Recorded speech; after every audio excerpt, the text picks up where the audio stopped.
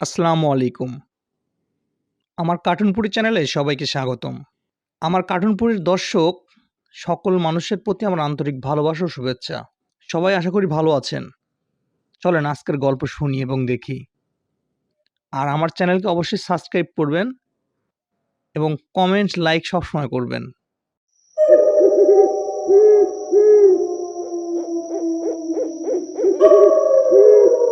কার্টুনপুরি।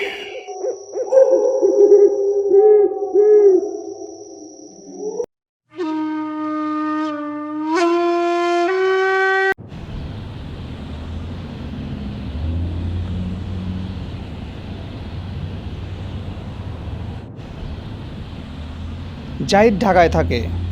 গ্রাম ঘোরা তার প্রচুর নেশা। এখন মে মাস, ঢাকায় প্রচুর গরম পড়েছে। তাই সে এবার উত্তরের কোনো একটা গ্রামে ঘুরতে যাবে। এই গরমে গ্রামের হাওয়া শরীরে না লাগালে কেমন হয়, এই জন্য সে এবার যাবে উত্তরের একটি গ্রামে। তার নাম আসানগঞ্জ।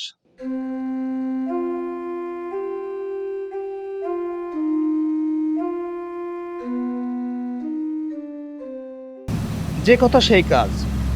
সন্ধ্যার পর বাসে উঠল এবং শহরের দৃশ্য দেখতে দেখতে সে গ্রামের দিকে রওনা হলো।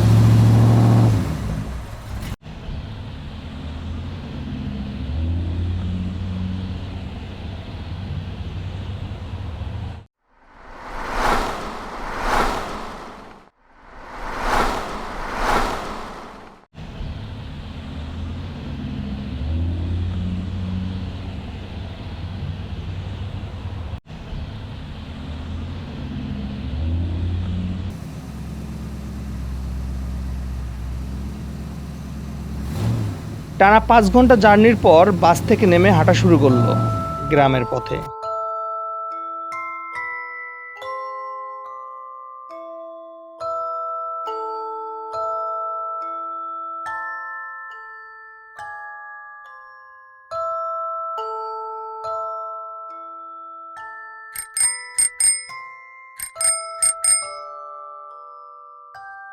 ভাই কই যাইবেন? এখানে কোথাও থাকার জায়গা হবে? কি বললেন বাবু? এই গ্রামে আবার কই থাকবেন? না, আমি 3-4 দিন থাকবো। ভাড়া দেব, শুধু থাকতে দেবে আর দুপুর আর রাতের খাবার দিবে, তাহলেই হবে। এই গই গ্রামে এমন জায়গা কোথাও পাইবেন না। তার চাইতে এখানে একটি পুরাতন বাংলো বাড়ি আছে। একটা রুম আমি ঠিক করে দিই আর খাবার আমার বাড়ি থেকে দিব। তবে বাবু, আমরা যা খাই তাই খাইতে হবে। ঠিক আছে, কোনো সমস্যা নেই, তাতেই চলবে। কথা শুনতে শুনতে আমি তার রিকশায় চেপে গ্রাম দেখতে দেখতে সামনে এগিয়ে যাচ্ছি। আহা, কি অপরূপ দৃশ্য! আমি আগে যে কেন আসিনি গ্রামে, এটাই ভাবছি।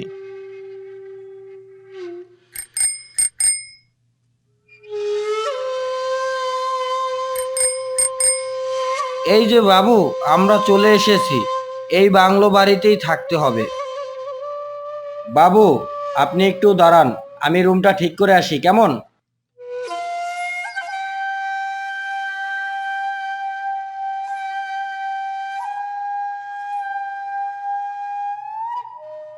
রিকশাওয়ালা ঘরের ভিতর গিয়ে রুম ঠিক করে আসে। এসে আমাকে বলে,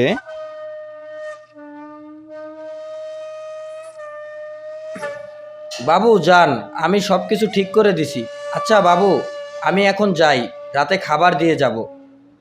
আচ্ছা, তোমার ভাড়া কত বলো? আপনার যা ভালো লাগে দিবেন, আপনি আমাদের গ্রামের অতিথি। আমি দিক বিদিক চিন্তা না করে 1,000 টাকা ধরিয়ে দিলাম আর বললাম, কিছু বাজার করে নিও, তাহলে রাতের রান্নাটা ভালো হবে। কথাটি বলতেই রিকশাওয়ালা চলে গেল।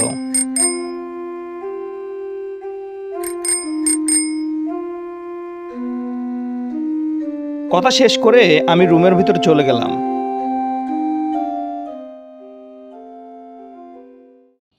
রুমটা অনেক পুরাতন, বাড়িটাও পুরাতন। আমি থাকবোই 3-4 দিন, এতেই হবে। আমি রুমটা একটু গুছিয়ে নিলাম। রিকশালা পুরোটা গুছিয়ে দিয়ে গেছে। তারপর একটু গোছগাছ আছে।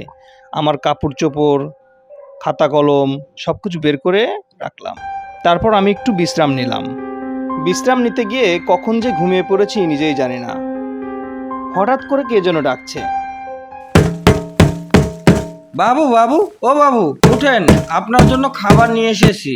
হ্যাঁ, আসি। ও তুমি? আমার ঘুম ভেঙে গেল। দেখি রাত হয়ে গেছে। বাবু, খাবার গরম আছে, এখন খেয়ে নিন, আমি যাই। রাতের বেলা কোনো শব্দ পেলে বাইরে যাবেন না। দিনের বেলা গ্রাম যত ভালো, রাতের বেলা ততই খারাপ হয়ে যায়। কেন, কি সমস্যা? বাবু, আপনি নতুন মানুষ, এগুলো জানতে হবে না। আমি যাই বাবু, আপনি খাওয়া দাওয়া করে ঘুমিয়ে যান। আমি রাতের খাওয়া শেষ করে শুয়ে পড়েছি। আমার একটু বেশি রাতে ঘুমানোর অভ্যাস, তাই ফোন টিপছি। রাত তখন আনুমানিক 12টা। হঠাৎ বাইরে ধপ ধপ শব্দ হলো, মনে হচ্ছে কিছু একটা পড়ে গেল। আমি রিক্সাওয়ালার কথা চিন্তা করে বাইরে গেলাম না, সে বাইরে যেতে বারণ করেছে। আমি কিছুক্ষণ পর ঘুমিয়ে গেলাম।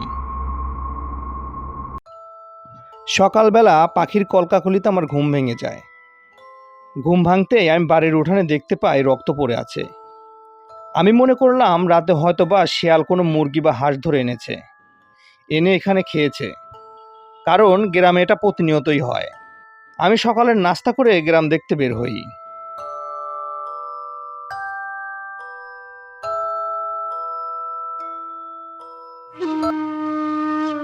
এভাবেই 3 দিন চলে যায়।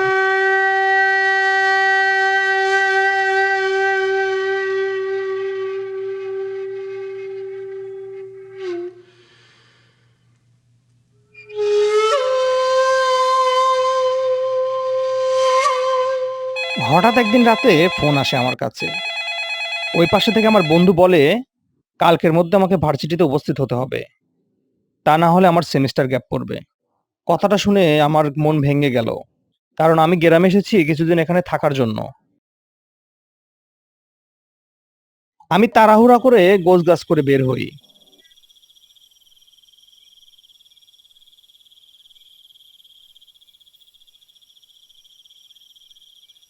রাতের বেলা গ্রামের পথে হাঁটছি এবং কাউকে জিজ্ঞেস করব এমন মানুষও খুঁজে পাচ্ছি না।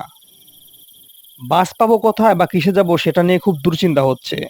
এমন সময় রাস্তার এক লোকের সাথে দেখা। আমি তাকে দেখেই বলে উঠলাম,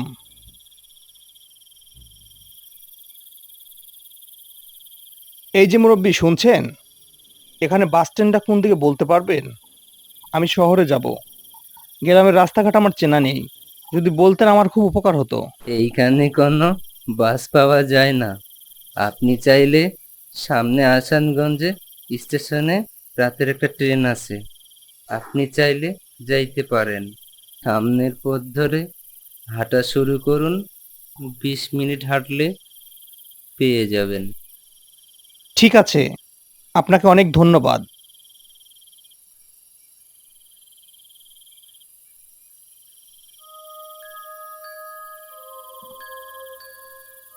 আমি তার কথা মতন হাঁটা শুরু করলাম। অনেকক্ষণ হাঁটার পর একটা পুরাতন স্টেশন পড়ে আছে। দেখতে পেলাম স্টেশনের এক মাথায় একটা ঘোরে হারকিন জ্বলছে। ঢাকার টিকিট হবে? কথাটা শুনতেই বৃদ্ধ আমার দিক তাকিয়ে বলল, হবে। কখন যাবেন? 12টার ট্রেনে না 1টার ট্রেনে? ঠিক আছে, আপনি একটা ট্রেনের একটা টিকিট দেন, তাহলেই হবে। আপনি বিশ্রামাগারে গিয়ে বসতে পারেন অথবা বাইরে বসতে পারেন। টিকিট কাউন্টার থেকে টিকিট কেটে আমি প্ল্যাটফর্মের ভিতরে গেলাম। একটা বেঞ্চের উপরে আমার ব্যাগ রেখে আমি দাঁড়িয়ে থাকলাম। কেমন জানি ফাঁকা পরিবেশ, মনে হচ্ছে এখানে কতদিন হলে কেউ আসে না। রেল লাইনটাও মরিচিকা পড়ে গেছে, মনে হচ্ছে কত বছর হলে এটা পরিত্যক্ত। কিন্তু আমাকে যে বলল এখানে ট্রেন আসে। কিছুক্ষণ পার হতেই হঠাৎ দমকা বাতাস উঠল। কিছু বুঝে ওঠার আগ দিয়ে যেটুকু আলো ছিল নিভে গেল।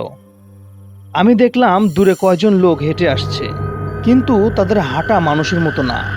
আমি একটু ভয় পেয়ে গেলাম। তারপর আমি ভয়ে ভয়ে টিকিট কাউন্টারের দিকে এগিয়ে যাই।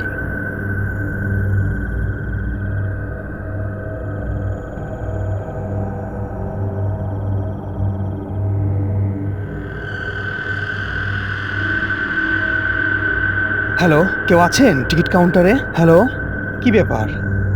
একটু আগেই তো এখানে ছিল। আমি টিকিট কাউন্টারের রুমের মধ্যে কেমন যেন একটা শব্দ পাচ্ছি। শব্দ মনে হচ্ছে ভিতরে কিছু একটা খাওয়া হচ্ছে। আমি লাইট ধরতেই দেখি টিকিট কাউন্টারের মানুষটা একটা কাটা হাত কামড়িয়ে কামড়িয়ে খাচ্ছে। দেখে আমার শির দ্বারা বয়ে ভয়ে হিড় হিড় করছে। আমি কি করব ভেবে উঠতে পারছি না। পেছনে ঘুরে উঠতেই দেখি আরো কিছু আধখেকো মানুষ আমার দিকে এগিয়ে আসছে। ভয়ে আমার শরীর থরথর করে কাঁপছে। কি করব ভেবে উঠতে পারছি না। দিলাম দৌড়। ওরাও দেখি আমার পেছনে পেছনে ছুটে আসছে, দৌড়াতে দৌড়াতে আসছে। আমি দৌড় দিতেই পাথর বেঁধে পড়ে যাই এবং আমার আর কিছু মনে নেই। চোখ খুলতেই দেখি সকাল হয়ে গেছে এবং আমার পাশে রিকশাওয়ালা বসে আছে। রিকশাওয়ালা বলছে, বাবু, আপনি চলে যাবেন, আমাকে বলবেন না? আমি ইমার্জেন্সি ফোন পেয়ে রাতে রওনা দিয়েছিলাম। তোমাদের আসানগঞ্জ স্টেশনে টিকিটও কাটেছি। তারপরে আমি রিকশাওয়ালাকে পুরো ঘটনাটা বলি এবং সে শুনে যেটা বলে, কি বলেন বাবু? ওই স্টেশন তো বহু আগেই পরিত্যক্ত হয়ে গেছে, ওটা দিয়ে কোনো ট্রেনই যায় না। আমি তার কথা শুনে হিসাব মেলাতে পারলাম না। তবে আমি বেঁচে গেছি, এটাই বড় বিষয়। পরে বাসে করে আমি ঢাকায় চলে আসি। গল্পটা যদি ভালো লাগে অবশ্যই শেয়ার করবেন এবং কমেন্ট করবেন, এবং এমন রোমাঞ্চকর এবং ভূতুরে যদি গল্প শুনতে চান আমাদের পেজকে এবং আমাদের চ্যানেলকে সাবস্ক্রাইব করবেন এবং পেজকে ফলো দিয়ে রাখবেন। সবাইকে ধন্যবাদ সামনের গল্প এবং কার্টুন দেখার জন্য। সারাক্ষণ গল্প দিয়ে আপনাদের আনন্দ দিয়েছি আমি মাসুম, এবং আমার সাথে আরও ভয়েস দিয়েছে মোহাম্মদ জাহিদ হাসান, মেহেদি হাসান এবং মামুন শেখ। সবাই ভালো থাকবেন, সুস্থ থাকবেন।